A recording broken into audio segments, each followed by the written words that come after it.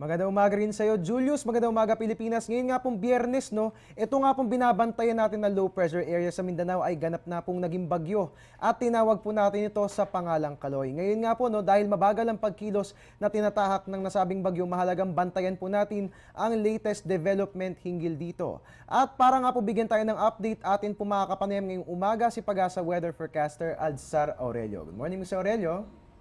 Good morning sa iyo, Harry. Ganun din po sa ating mga televiewers. Alright, Mr. Aurelio, ano po ba yung latest kay Bagyong Kaloy? Ano na po ba yung exact location nito? At ganun din yung wind speed na kanyang taglay or rather yung lakas ng kanyang hangin at ganun din yung direksyon na tinatahak nito. Apo, itong si Bagyong Kaloy ay naging ganap na po siyang mula low pressure area at naging ganap na bagyo kaninang madaling araw. At kaninang madaling araw, ito yung natin na-monitor.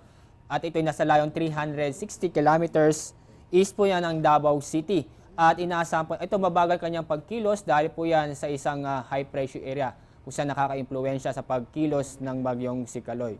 Itong si Bagyong Kaloy ay isang ganap na tropical depression kung saan ang lakas ng hangin ng taglay nito ay umaabot sa 45 kilometers per hour. At ulitin ko po, na itong si Bagyong Kaloy ay bahagyang o mabagal ang kanyang pagkilos palapit sa Mindanao. Alright, Mr. Aurelio, may nakataas po ba tayong public storm warning signals ngayon at aling mga lugar po ba ang maaapektuhan ng nasabing babala? Tama, at inaasahan po natin itong Davao Oriental, Davao del Norte, Surigao del Sur, Agusan del Sur at yung Compostela Valley. Ito yung mga lugar na ito ay inaasahan po natin na magiging maulap at may mga pag-ulan at pukso ng hangin. Dulot na ng bagyong ito, inaasahan po natin papalapit sa mga lugar sa bandang Mindanao. Alright, Mr. Aurelio, nakikita po ba natin yung possibility na mas lalakas pa si Bagyong Kaloy? Kasi nasa karagatan po ito, nakikita po ba natin yung possibility na ito ay magiging isang tropical storm? At ganun din po, no, tataas po ba yung mga yung signal numbers po natin? Magtataas po ba tayo ng signal number 2 at signal number 3? Opo, di natin sinasatabi na ang posibilidad na ito'y maging tropical storm. Dahil sa ngayon, itong si tropical depression na si Kaloy ay nasa bandang karagatan. At alam natin, ang karagatan po, maraming pong water vapor kung saan gusto ng isang bagyo para makaipon ng lakas. Kaya po, patuloy natin babantayan itong si Bagyong Kaloy. Kung maging tropical depression ay sa makatuwid po ay magtataas po tayo ng public storm warning signal at maaari pong umabot sa public storm warning signal number 2. Kaya po, patuloy natin babantayan ang anong pong development itong si Bagyong si Kaloy.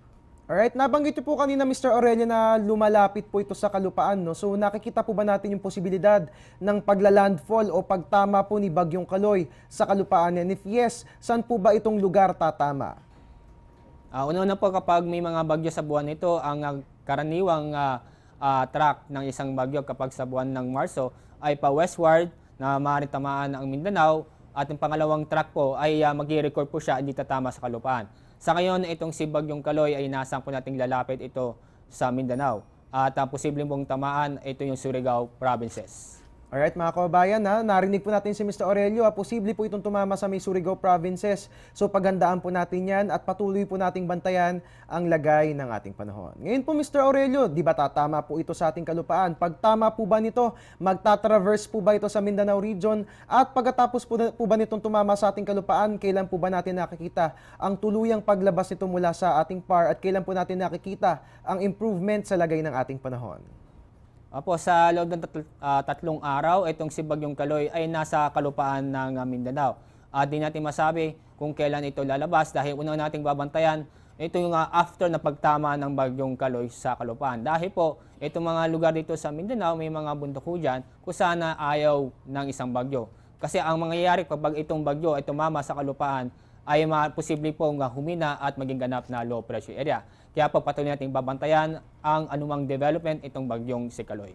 Alright, bilang panghuli na lamang po Mr. Aurelio, no, nabanggit po natin na sa Mindanao nga po nakararanas ng maulang panahon dulot ni Bagyong Kaloy. Pero dito po sa atin sa Luzon at sa Visayas, magiging maganda po ba ang ating weather? Ano po bang nakasaad sa 5 AM weather forecast ng Pag-asa? At ganun din po, no, ano po bang aasahan nating lagay ng panahon sa darating na weekend?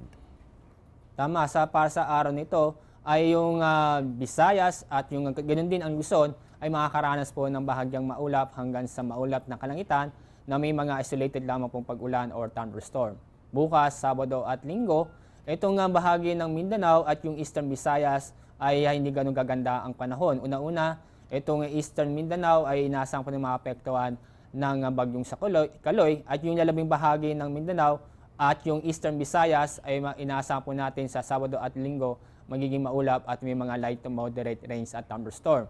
Pero dito sa Luzon, yung pagdating ng Sabado at Linggo ay patuloy po makakaranas ng bahagyang maulap hanggang sa maulap na kalangitan na may mga isolated na pag-ulan or thunderstorm. Alright, maraming salamat po Mr. Aurelio at mga kabayan. Nalaman po natin ngayon ang update hinggil kay Bagyong Kaloy at inihatid po yan sa atin ni Pag-asa Weather Forecaster Alzar Aurelio. Magbabalik po ang ating weather report makalipas ang isang paalala.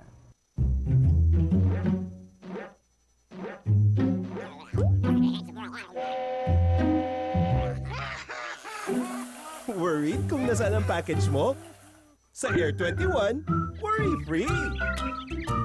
May real-time SMS updates kaya alam mong status ng padala mo every step of the way. Why worry? Pwede namang worry-free. Sa Air 21, sagot ko, padala mo.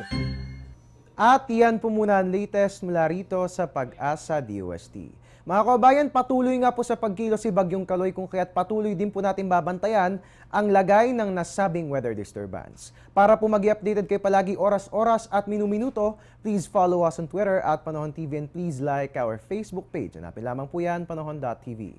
Ang ating website, pwede rin bisitahin, it's www.panahon.tv. At mga kabayan, ngayong Biyernes ng umaga, inyo pong naging kabalitaan ng inyong weatherman, Harry Bayona, nagpapaalalang tiwala lang. May tamang panahon ang bawat pagkakataon. Antabayanan po natin ang mga susunod na weather report ni Weather Darling Obriner. Dito lamang po yan sa People's Television. Magandang umaga, balik sa Julius and happy weekend.